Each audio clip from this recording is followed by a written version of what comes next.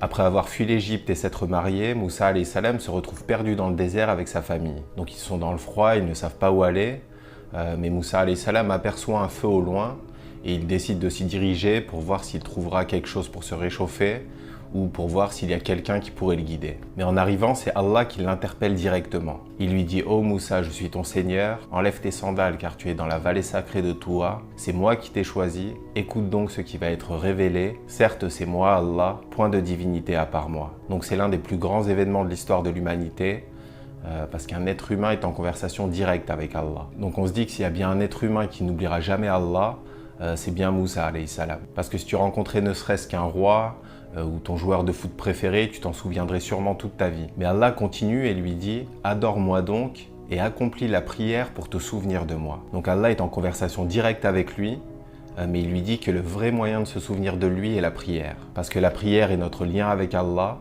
et c'est elle qui permettra d'entretenir notre foi. Et dans le Coran, notre cœur est comparé à une lampe qui se trouve dans un récipient de cristal.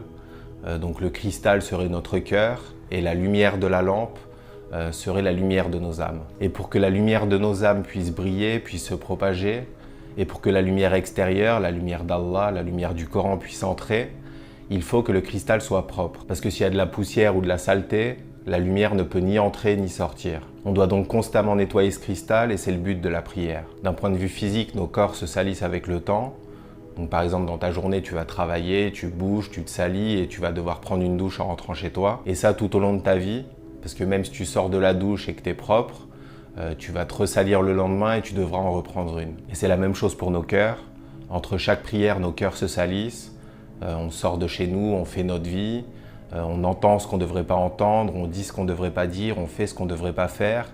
Et tout ça salit nos cœurs. Et donc on doit revenir à la prière 5 fois par jour pour le nettoyer. Et le prophète sallallahu alayhi wa sallam dit la première chose sur laquelle le serviteur sera interrogé au jour du jugement est la prière. Si la prière est bonne, toutes les autres actions seront bonnes.